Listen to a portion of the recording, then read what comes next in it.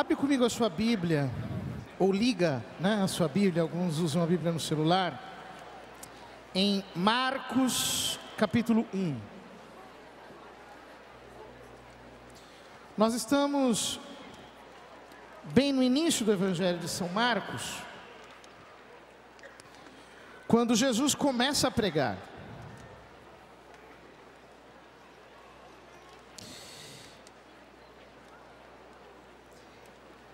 Vai comigo no versículo 12.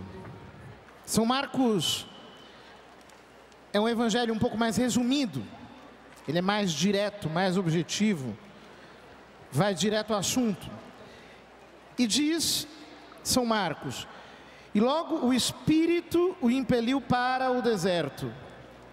Aí esteve 40 dias, foi tentado pelo demônio, e esteve em companhia dos animais selvagens, e os anjos o serviam. Depois que João foi preso, Jesus dirigiu-se para a Galileia. Pregava o Evangelho de Deus e dizia: completou-se o tempo, e o reino de Deus está próximo. Fazei penitência e crede no Evangelho. Ora, o texto grego do versículo 15 diz, um pouco mais literalmente: completou-se o tempo e o reino de Deus está próximo. Convertei-vos e crede no Evangelho. Esta é a primeira palavra, segundo São Marcos, de uma pregação de Jesus. Em outras palavras, Jesus... Olha para cá, por favor. Olhem para cá. Olhem para cá, olhem para cá. Todo mundo olha para cá, por favor. Eu sou professor e eu não gosto de aluno desatento. Tem que olhar para cá. Porque senão, se você começa a olhar para o lado, está desligado do que eu estou falando, eu também me desligo. Preciso que você preste atenção aqui. A primeira palavra que Jesus dirige, quando ele começa a pregar, segundo São Marcos, não é uma palavra muito agradável de ser ouvida. Ele não chega com uma mensagem que vem para massagear o seu ego, ou para dizer algo que seja agradável para o seu ouvido.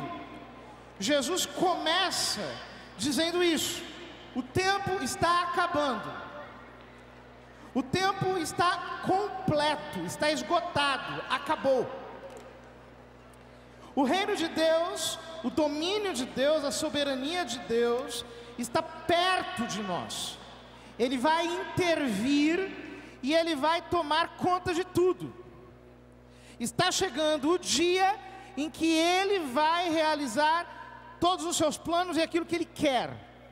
Isso que ao longo da Sagrada Escritura nós chamamos de o dia do Senhor. Diga, o dia do Senhor. O dia do Senhor é esse dia em que Deus marcou para parar com o pecado.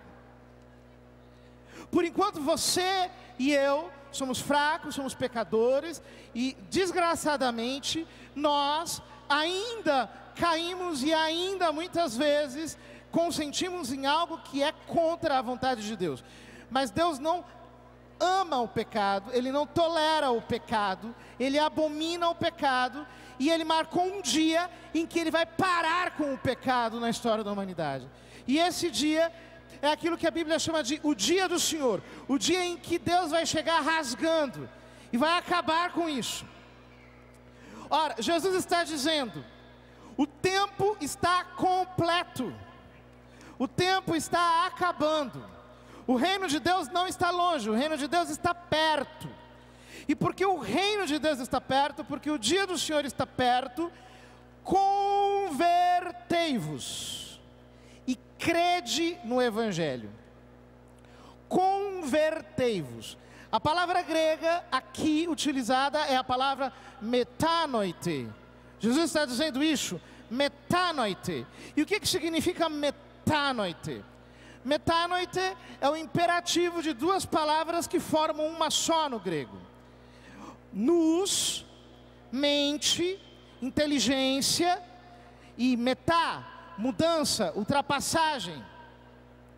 Literalmente o que Jesus está dizendo é: mudem o modo de vocês pensarem.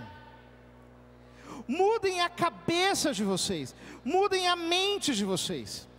Transformem a mente de vocês, para que a mente de vocês comece a pensar dentro de um novo padrão, dentro de um novo estilo de pensamento. Ou seja, o Evangelho, ele não pode ficar apenas do lado de fora. O Evangelho não pode ser uma película que nós revestimos do lado de fora.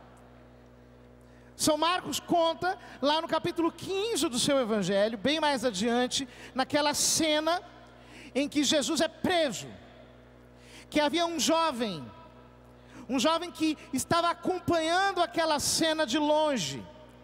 Era noite, era uma noite de primavera, era uma noite, portanto, um pouco mais quente, ali naquela região. E aquele jovem se levanta de noite, coberto com um lençol. E ele vê os fariseus, aqueles soldados, prendendo Jesus. E quando ele vê os soldados prendendo Jesus, o que o jovem faz?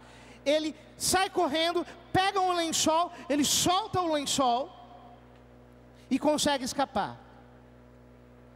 Tem muita gente que se recobre do Evangelho assim, como quem se enrola num lençol. O Evangelho não entra dentro do seu coração. Ele se reveste de uma película exterior do Evangelho. O Evangelho não penetra dentro do ser dessa pessoa. O Evangelho não muda a sua maneira de pensar, o seu modo de raciocinar. Ele continua com os mesmos padrões velhos de antigamente. E exatamente por causa disso, o pecado está instalado dentro dessa pessoa e ela não consegue mudar.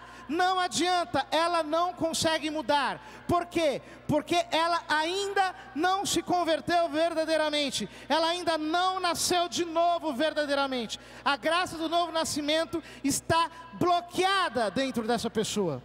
Ela foi batizada, ela já é um membro de Cristo, mas ela não acordou para a vida sobrenatural. Ela ainda está dormindo. Ela está debaixo dessa hipnose do pecado. Ela ainda acha que as seduções do mundo, o prazer, a riqueza, a vaidade, que todos esses bens são o máximo, são aquilo que há de melhor. E muitas pessoas vêm para a igreja, vêm para o Evangelho com a pretensão de tentarem viver o melhor deste mundo e o melhor de Deus.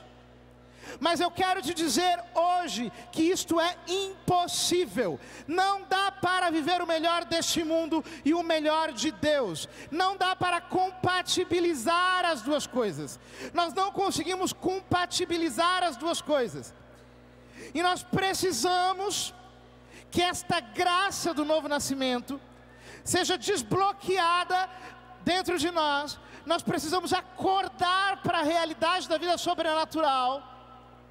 E isto é algo que somente Deus pode fazer, nos tocando com o seu Espírito.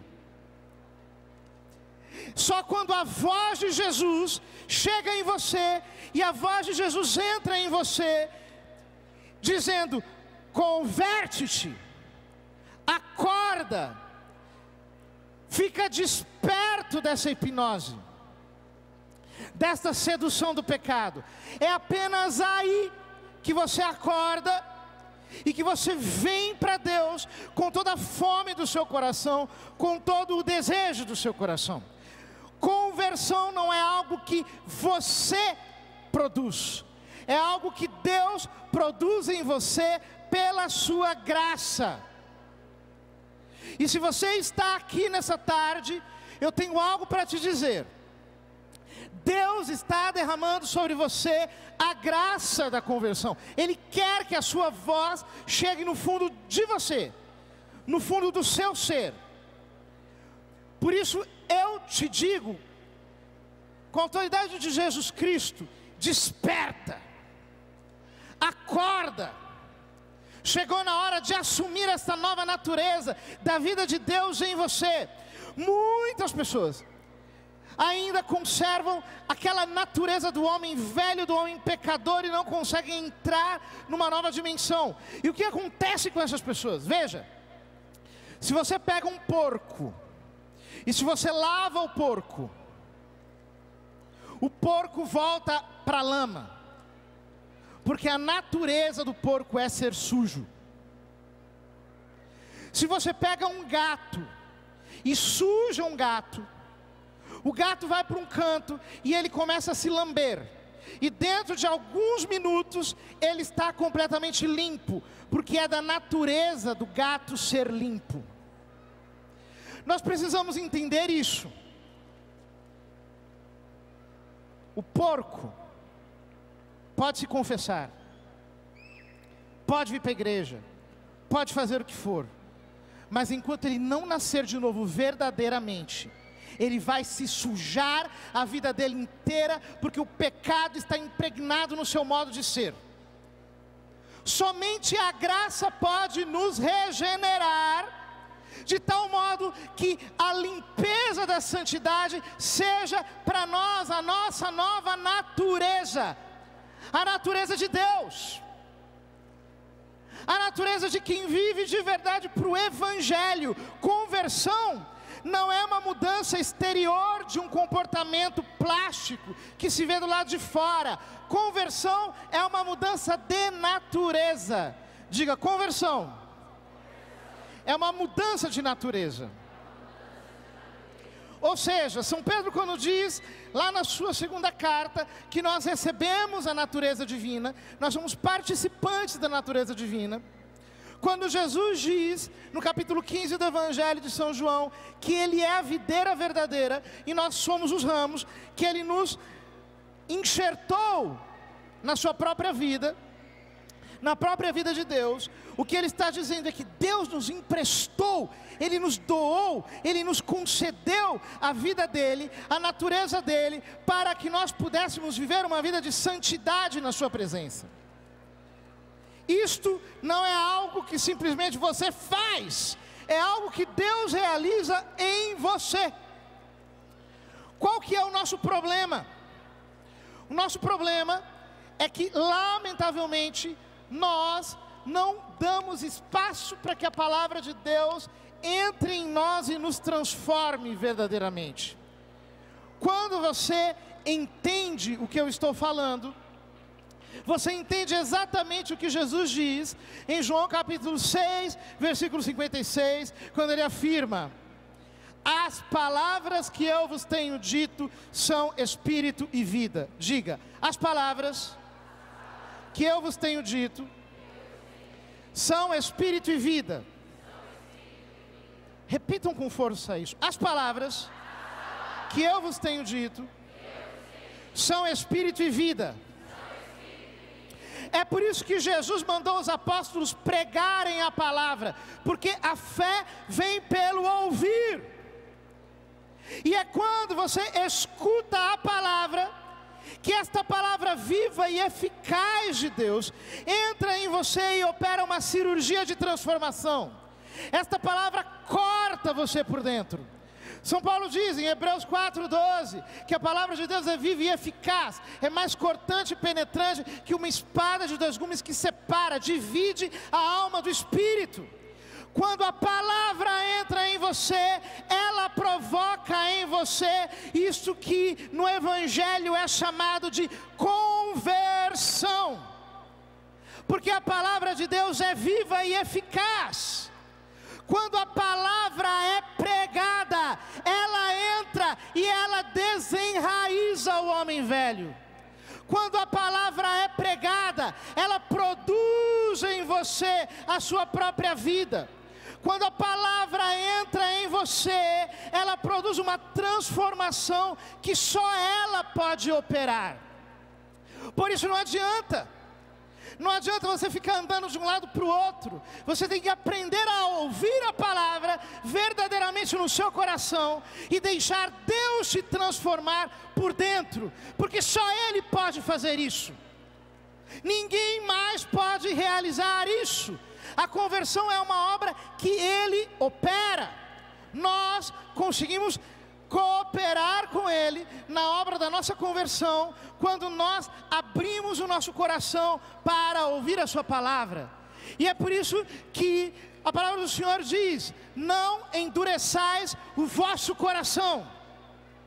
Ouvi hoje o vosso Deus, abri os vossos ouvidos e escutai aquilo que o Senhor está falando. Porque quando a palavra dele entra, quando a voz dele entra, a vida dele te penetra e ele começa a te transformar verdadeiramente. Portanto, se você quiser verdadeiramente ser transformado pelo Senhor, você precisa começar a se confrontar com a vida da sua palavra e da sua palavra pregada. Leve mais a sério isso. Abra o seu coração verdadeiramente para isso. Nós vivemos em dias em que, lamentavelmente, as pessoas não querem mais ouvir a palavra de Deus. Elas querem ouvir ideologias humanas, elas querem ouvir doutrinas confortáveis, elas querem soluções mágicas para os seus problemas. Deus não quer resolver os seus problemas, Ele quer resolver a sua vida. Ele não quer melhorar as coisas fora de você, Ele quer te transformar numa nova criatura. Qual é o nosso problema? Querido irmão, entenda uma coisa: Jesus não veio para te melhorar, Jesus veio para te mudar completamente. Você precisa morrer de verdade, para que a vida dele viva em você. O problema de muitos cristãos é que eles não entendem a mudança que o Evangelho quer operar neles, e eles não querem morrer. Eles não entendem que eles precisam morrer, não compreendem que é necessário passar pela cruz e morrer de verdade.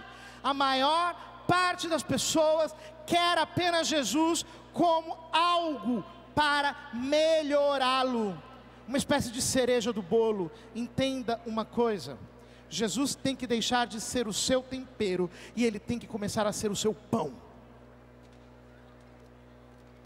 Você não pode tratar Jesus como se Ele fosse um elemento que vem apenas te melhorar porque você já é ótimo. Não, ou Ele é tudo ou Ele não é nada.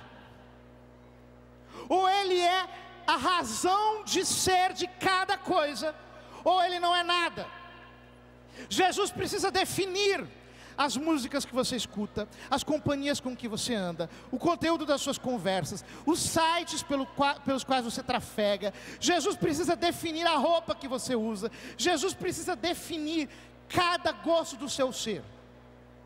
Apenas quando Jesus for o padrão para você, apenas quando a vontade dele for para você a coisa mais importante e mais insubstituível, verdadeiramente você terá se convertido. Quais são as áreas da sua vida as quais você ainda protege da influência de Jesus?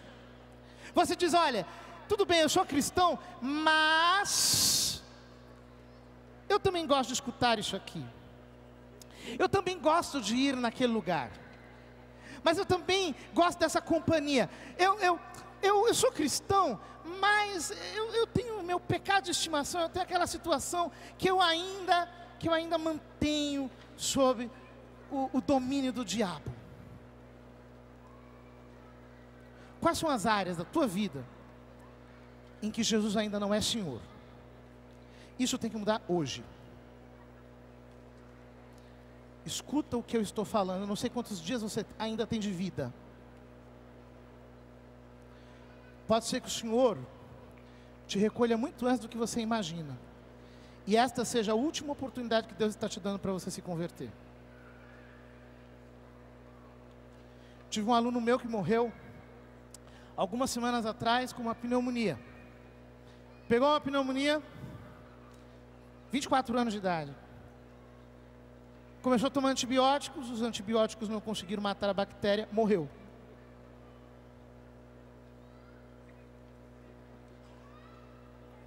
Eu não sei quantas vezes você vai poder ouvir isso ainda na sua vida. Eu não sei quantas oportunidades que o Senhor vai te dar. Mas eu sei de uma única coisa: Deus está te dando hoje uma oportunidade de se render ao senhorio de Jesus.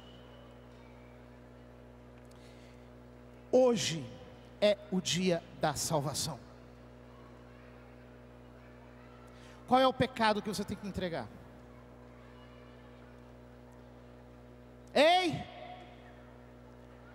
Qual é o pecado que você tem que entregar? Olha, não adianta eu ficar aqui orando para Deus te abençoar, enquanto você não cuspir esse sapo para fora, nada feito. Com Jesus é tudo ou nada. Não tem essa história de ficar prorrogando o prazo da conversão. Ah não, ano que vem eu me converto. Ah não, quando eu for velho eu me converto. Hoje não. Jesus está passando hoje pela sua vida. Qual é o pecado que você tem que entregar para Ele? Hoje. Qual é o pacto que você tem que romper com Satanás hoje? Porque todo compromisso com o pecado é um compromisso com o demônio. Não há meias palavras. Não existe campo de neutralidade. Ou você verdadeiramente pertence ao Senhor, ou você não lhe pertence. Não existe uma margem em que você pode permanecer numa posição de segurança no pecado. Mudar o modo de pensar significa: eu quero me derrubar das estruturas de conforto no pecado em que eu tinha, e eu quero hoje dar uma chance para que o meu ser possa escutar a voz de Deus, para que a minha vida seja transformada por Ele. Vai comigo em João capítulo 3. Todo mundo está muito acostumado a ler o versículo 16, que aliás é o versículo que a maior parte de nós decorou em primeiro lugar.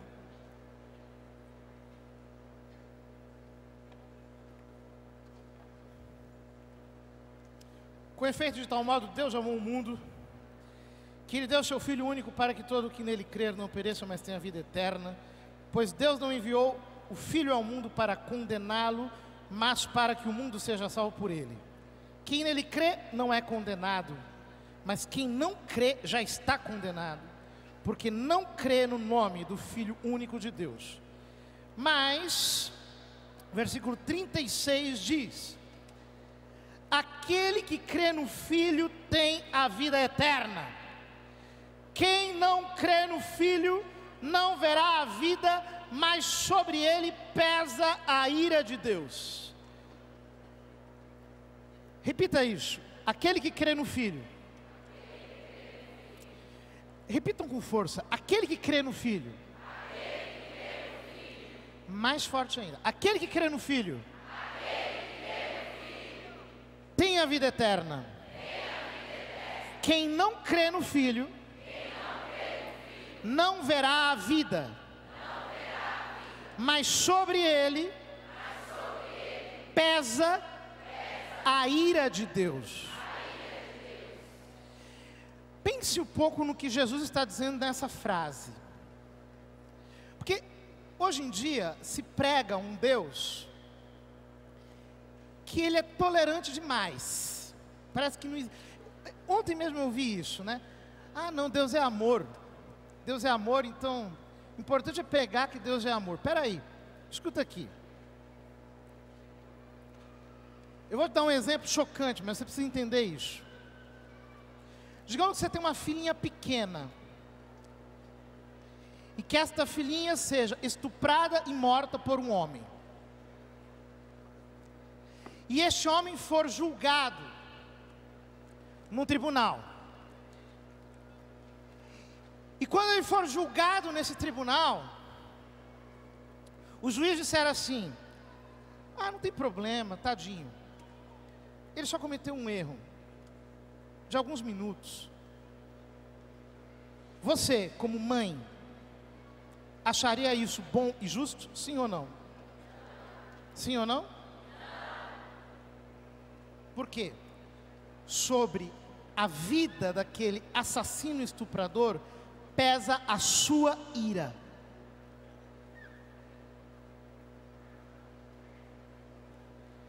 Jesus está dizendo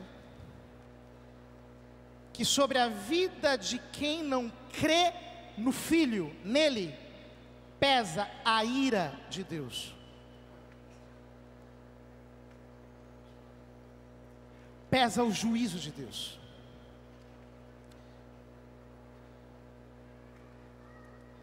Por que Jesus está dizendo isso?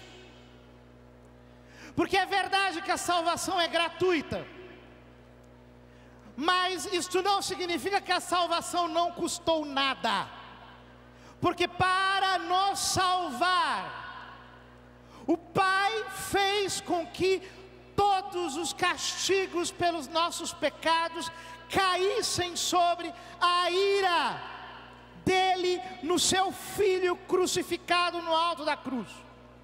A ira que estava voltada sobre a minha vida e sobre a tua vida não foi desviada para o nada, ela foi inteiramente desviada para a cruz de Jesus Cristo.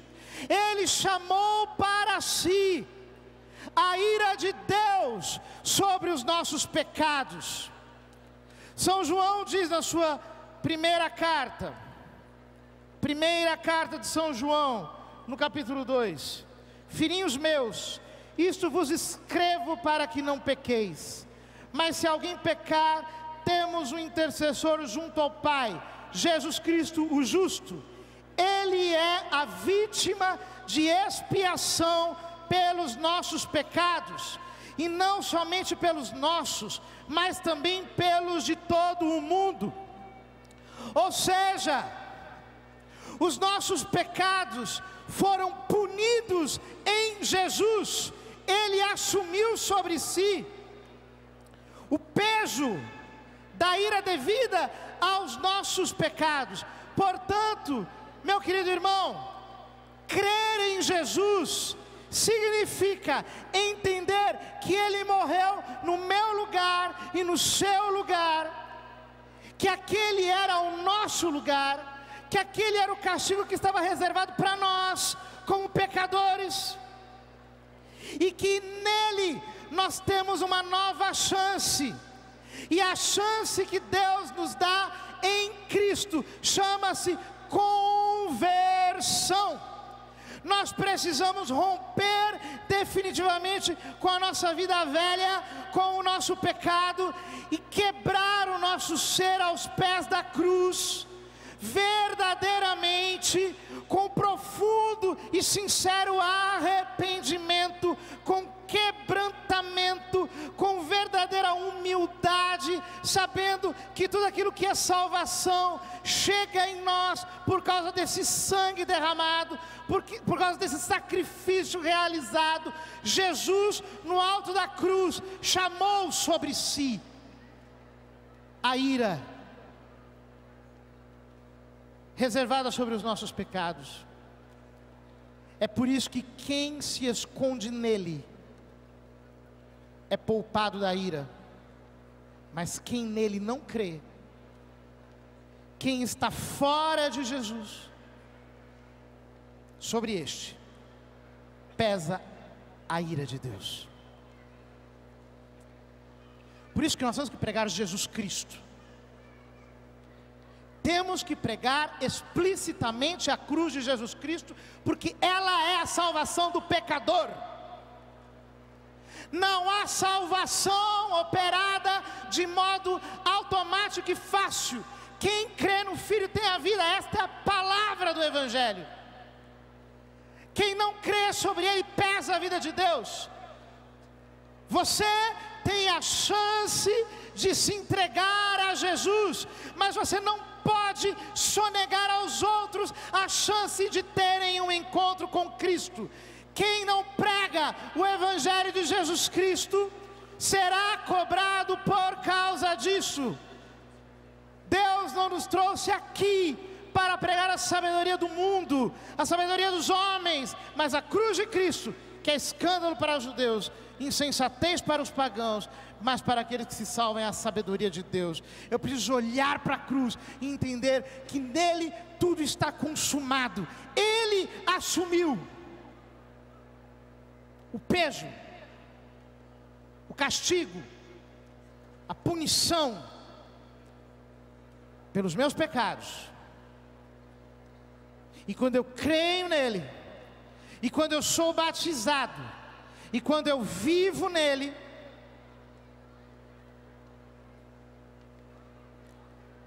eu entro na vida dele, de tal modo que ele começa a me santificar. Ele começa a operar a minha salvação. Quando você permite que Jesus realize isso dentro de você. Queridos, quando nós temos um encontro verdadeiro com Jesus, não adianta, a nossa vida não é mais a mesma coisa. Os nossos gostos mudam. Você não consegue mais gostar do que você gostava antes. Aquilo te dá um desgosto. Você tem nojo daquilo que você fazia. Você tem vergonha. Você não aceita mais. Nada te faz voltar para aquela vida velha. Você não desce mais para o esgoto. Você está me entendendo? Quando você tem um encontro verdadeiro com Jesus, acaba. Você não quer mais saber daquilo. Você não consegue mais dormir direito. Se por algum motivo você se colocou fora da vida dele. Por que eu estou dizendo isso? Porque se por um acaso você ainda está vivendo naqueles padrões antigos, você precisa se arrepender profundamente e se abrir para a graça do Senhor, para que Ele transforme a sua vida. Você tem que renunciar ao pecado, não tem jeito. Não há indiferença, não há neutralidade. São Paulo diz, Romanos capítulo 12, um dos versículos mais importantes do Novo Testamento, versículo 1 e 2. Eu vos exorto, pois, irmãos, pelas misericórdias de Deus, a oferecer os vossos corpos em sacrifício vivo, santo, agradável a Deus. É este o vosso culto espiritual. Não vos conformeis com este mundo, com este estado de coisas, mas transformai-vos pela renovação do vosso entendimento, da vossa mente, para que possais discernir qual é a vontade de Deus, o que é bom, o que lhe agrada e o que é perfeito.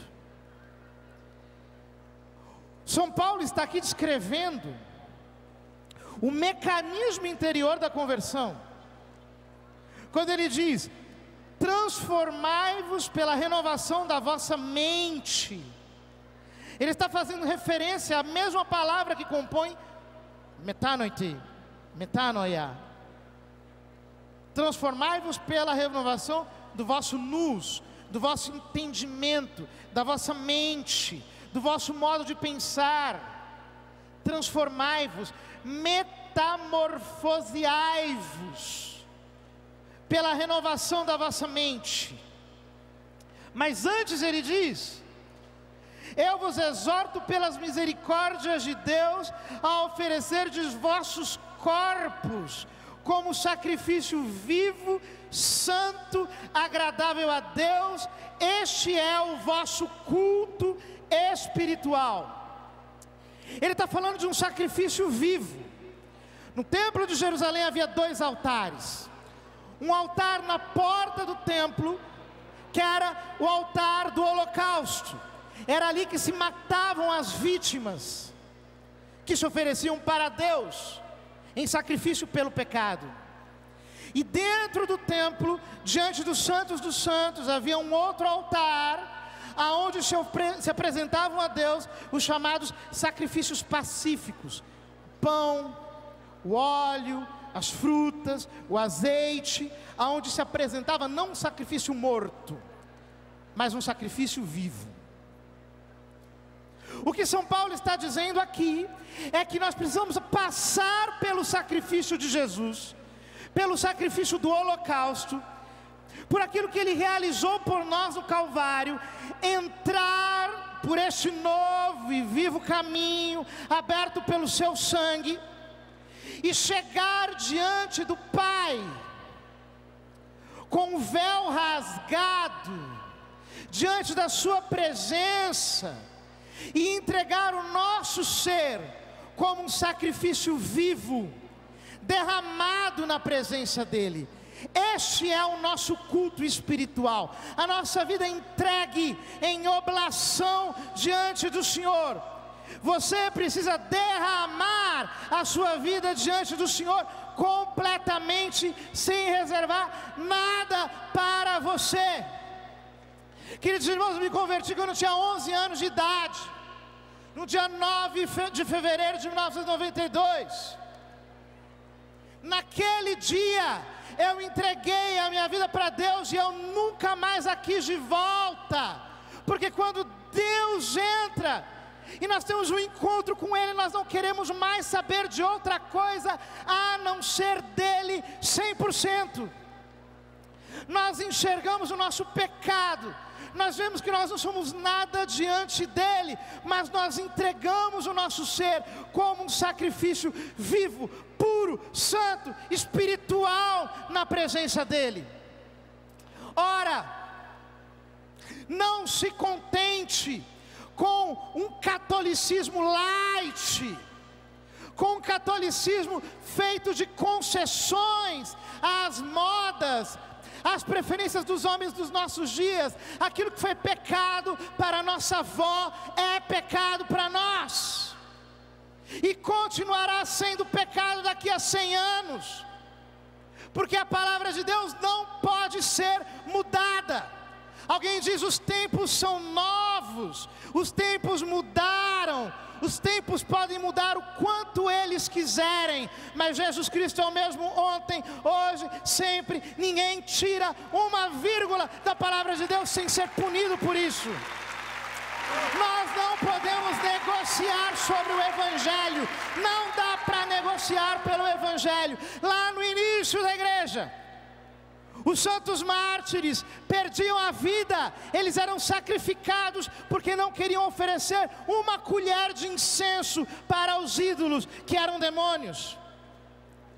Eles não negociavam isso, e eles diziam, alguém perguntava para eles, perguntava: você é cristão? Ele dizia: sou cristão. A primeira pergunta do catecismo antigo: és cristão? Sou cristão. Era a pergunta que se faziam aos mártires no tribunal. E só por dizerem: eu sou cristão, eu não sou pagão, só por dizerem isso, eles eram mortos. Se você tiver que morrer para não assistir um filme pornográfico, bem empregado. Se você tiver que morrer para não adulterar, bem empregado. Se você tiver que morrer para não idolatrar, bem empregado.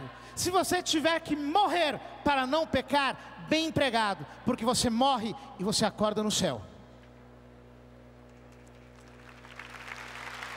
De que vale ao homem ganhar o mundo inteiro se vier a perder a sua alma? Diz Jesus. Nós não queremos um evangelho para ganhar o mundo, nós queremos um evangelho para ganhar as almas. O diabo ofereceu para Jesus o mundo inteiro, e Jesus não quis. Ele preferiu passar pela cruz, para que chegado no monte da Galileia, depois da ressurreição, ele pudesse dizer: todo o poder me foi dado no céu e na terra. No céu e na terra. Porque não existem compromissos com o diabo. Não há meio termo, não há neutralidade. Você e eu precisamos hoje romper definitivamente com qualquer coisa que desagrade o coração de Jesus. Não importa o quanto isso doa, o quanto isso seja pesado, o quanto você tem que chorar, o quanto que você tem que sofrer. A única coisa que importa é que você verdadeiramente se entregue a Jesus e permita que a graça da salvação possa alcançar a sua vida. Meus queridos irmãos, nós não precisamos atualizar o Evangelho, nós só precisamos pregá-lo. Porque o Evangelho é o poder de Deus para a salvação de todo aquele que crê. Diz São Paulo em Romanos 1,16. O Evangelho é o poder de Deus para a salvação de todo aquele que crê. Eu quero te convidar nessa tarde a renovar o seu arrependimento diante de Deus. Em que você tem sido concessivo, permissivo? Quais são os pontos em que você tem relaxado na sua luta? Em que você tem aberto guarda, você tem dito, olha, nesse ponto eu sou fraco. Eu quero te convidar hoje a tomar decisões radicais. Se você tiver que bloquear alguém no WhatsApp, bloqueie hoje, se possível agora mesmo.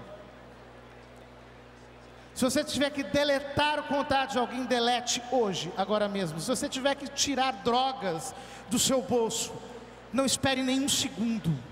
Se você tiver que jogar fora preservativo, jogue agora mesmo, não guarde. Em que você vai romper com o pecado neste dia, nesta tarde? Talvez seja uma coisa muito simples, talvez você seja uma pessoa fofoqueira,